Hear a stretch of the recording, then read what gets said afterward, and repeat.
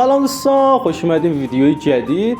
اومدیم امروز براتون ویدیو اِوولوشن ویچ رو بگیریم، اِوولوشن سیزن آینده که از طریق پس رویال میتونید بگیریدش. تو این ویدیو هم صفر تا صد، هم گیم پلی، هم توضیحات، هر چیزی که نیاز باشه، معرفی دک، اینا همه رو انجام میدیم که بدونید. بریم سراغ گیم پلی اولیه خود کارت که خود بازی گذاشته. ببینید بچه‌ها اینجا اسپل میزنن روی اِوولوشن ویچ ولی جونش دوباره پر میشه. داستانش چیه؟ بچه‌ها هر اسکلتی که توی زمین باشه، هر جای زمین، تو هر دسته‌ای، با کشتن اون اسکلتا به اِوولوشن ویچ جون میده. پس اسپل و اینا اکسیر حروم کردن. بعد کارتایی بندازید که تکی مثل ماسک اینجوری بتونه بزنتش، یعنی اگه با اسکلت درگیر بشه جونش دوباره پر میشه و فایده نداره. حالا ما یه گیم پلی کوتاه خود بازی گذاشته بود و بهتون نشون دادیم. باز جلوتر بعد از چک کردن آمارش و اینا میریم گیم پلی واقعی تر هم بهتون نشون میدیم. خب بریم سراغ آمارش. این آمار توی لول 15. ببینید بچه‌ها همه آمارش مطابقاً با عادیش یکی، یعنی جفتشون تفاوتی ندارن، فقط دو تا گزینه اون پایین اضافه شده. هیل پر اسکلتونشه با مکس هیت پوینتشه. این دوتا اضافه شدن. حالا این دوتا چی هم؟ بذار اول اسکلتون لول رو بهتون نشون بدم. نگاه کنید فرقی نمیکنه. اسکلتون لولش هم پس مثل حالت عادیش انگار اسکلت عادیه. فقط اون دوتا پایینی چیه؟ هر اسکلتی کشته بشه 159 تا بهش هیل میده. حالت مکس که میتونه هیل بگیره 1586 تاست. اینم توی لول 11 109 تا توی لول 11 میگیره، با مکسش هم که 1090 تاست.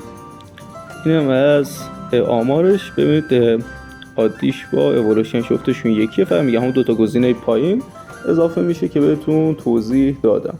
اینم توضیحات خود کارت که گذاشته. حالا چیز مهم نیست، فقط من خواستم بهتون نشون بدم. حالا اطلاعات آماری همه رو که با هم بررسی کردیم، بریم سراغ گیم پلی کلی کارت.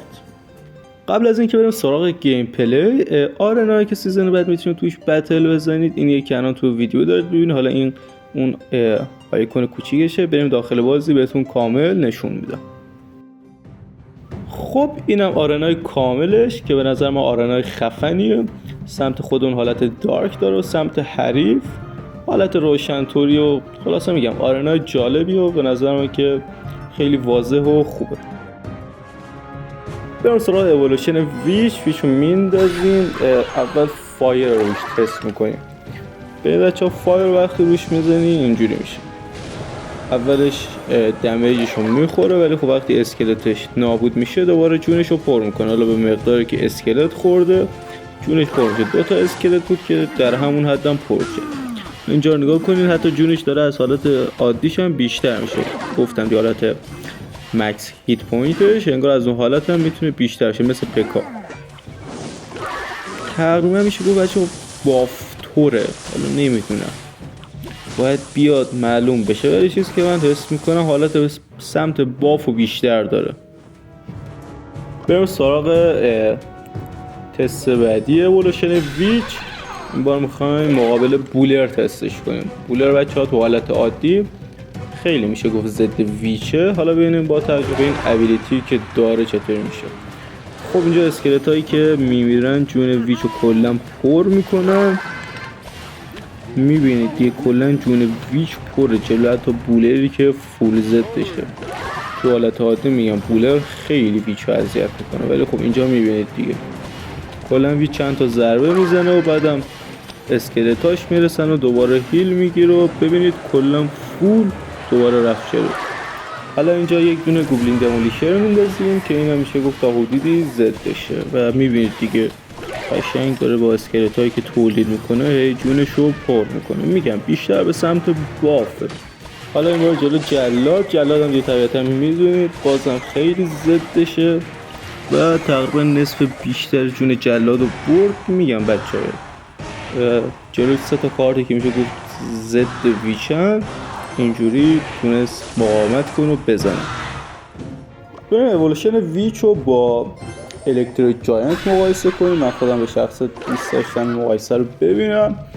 ویچ هی اسکلت میده بیرون و ضربه میخوره ولی خب هی هیت پوینتش پر میشه. الکتریک جاینت رو میندازیم همونجور که می‌بینید اسکلت ها با نابود شدنشون هیت پوینتش رو پر میکنن. فعلا که هیت پوینتش پره اسکلت رو باید سریع بده بیرون. یکم کم آورد، در واقع میشه گفت حدودا میتونه خونسا کنه. حالا بریم ویچو مقابل جاینت اسکلتون تست کنیم ببینیم چطوری میشه. ببینید بچه من اسکلت هم لاین مخالف اونور انداختم، حتی اونام که من قبلا بهتون گفتم، ولی خب اونام حتی هیت پوینت رو پر کنم. فقط خواستم دوباره توضیح داده باشم. ببینید خب همونجور که دیدید خیلی راحت زد. حالا درسته خودش هم نابود شد ولی تقریبا میشه گفت زد دیگه. با یک 6 اکسیر با 2 اکسیر هم گوبلین برل بود، چیز برل. خب حالا بریم جلو گلدن نایت ببینیم چطوری میشه. دیدین که خیلی پر شد، هیت پوینتش خیلی مشکلی نداشت. بچه اینجا رو نگاه کنید راحت پر میشه. حالا اینجا تاور میگیره روی ویچ، اینجا خیلی راحت ویچ نابود میشه، ولی ممکنه شما یک نیروی داشته باشی. من اینجا اصلا برای مثال اروز زدم ولی خب طرف هیچ وقت این کار نمیکنه، ولی ممکن نیرو ناخودآگاه اون ضربه رو بزنه و دوباره پر میشه و یک دمیج بیشتری میتونه بده. فکر میکنم بافه دیگه به نظر ما. حالا بازم شما نظراتتون رو بگین ببینیم نظرات شما چیه. اینم بچه‌ها جالب بود برای خود من. ویچ رو میندازیم، یک تاور با ویچ درگیر میشه، یک تاور با اسکلتاش. خیلی جالب بود برای خود من. ببینید تقریبا خیلی دمیج سنگینی میده، هی هیت پوینتش پر میشه، هی دمیج میده. خیلی از دمیج تاور رفت واقعا. خیلی جالب بود. اینم از این. خب بچه حالا میخوایم مقابل فایر اروز تستش کنیم. اگه دوتا رو همزمان سریع بزنید ببینید چی میشه. ویچ نابود میشه، وقت نمیکنه هیل بگیره. پس شما وقتی سریع بزنیدش اصلا مشکل ایجاد نمیکنه. مثلا فایر زپ هم فکر میکنم بزنه. آره فایر زپ هم شما سریع بزنید نابود میشه. ولی حالا اینجا رو نگاه کنید اگه دیر بزنید چی میشه.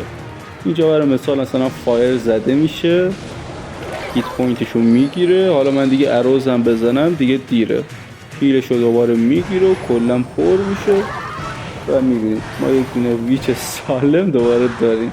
هرچی هم اسپل همون کردیم فایده نداره. بریم سراغ معرفی دک جاینت گریویارد. دکی که پتانسیل بالایی داره، پاترون بارها باش رنگ 1 زده.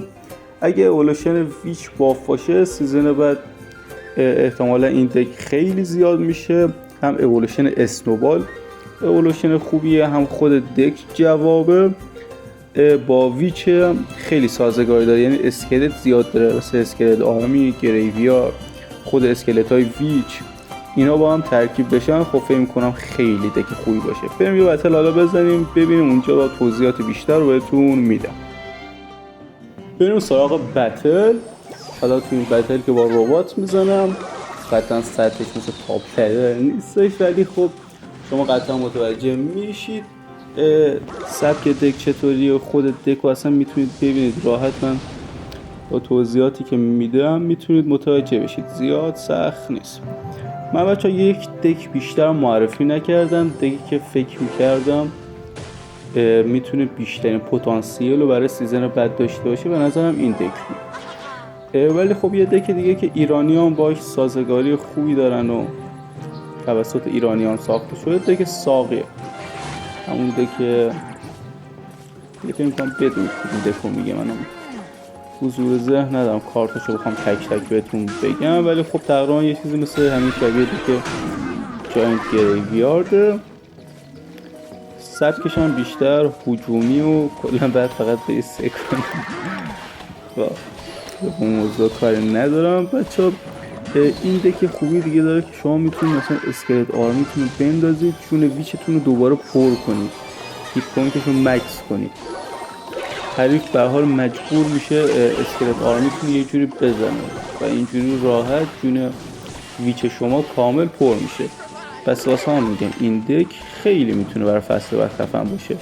غیر از اون خود گریویارد هم هستش، یعنی شما حمله کنید گریویارد بزنید، خود ویچ هم باشه، خب مجبور میشه اون گریویاردتون رو دفاع کنه، ناخودآگاه جون ویچ هم پر میشه. به نظر من واقعا این دک برای فصل بعد میتونه ترسناک باشه. یه مورد دیگه هم هستش که به نظر من خیلی میتونه ترسناک تر باشه، حالا به صورت عملی کم پیش میاد اینجوری بشه، احتمالاً باید بره مثلا سمت اکسیر 3 برابر که انگار فکر می‌کنم چه 1 دقیقه آخر بازی تو وقت‌های اضافه، یعنی 4 دقیقه بازی کرده باشید، فکر می‌کنم اونجا این چیزو بتونین اجرا کنید. چیه اینکه 2 تا ویچ اِوولوشن تو بازی باشه. من حالا یه بار داشتم تستش می‌کردم، ترسناک میشد واقعا. 2 تا ویچ همش داشتن اسکلت میدادن، هی حریف مثلا هی کارتون خواستن بهشون ضربه بزنن، اینا دوباره هی پر میشدن، اصلا یه چیز عجیب شده بود. ولی خب میگم کم پیش میاد، اینجوری نیست خیلی چیز رایجی باشه، ولی به هر حال خیلی ترسناکه. حالا اگه ویچ اِوولوشن هم نباشه، بازم 2 تا ویچ عادی باشه، بازم درد سرسازه، ولی خب 2 تا اِوولوشن قطعا خیلی دفاعی سخت‌تره. اینم خود سبک بازی. حالا من خواستم بیشتر توضیح داده باشم بهتون، خود بازی رو هم میتونستید ببینید.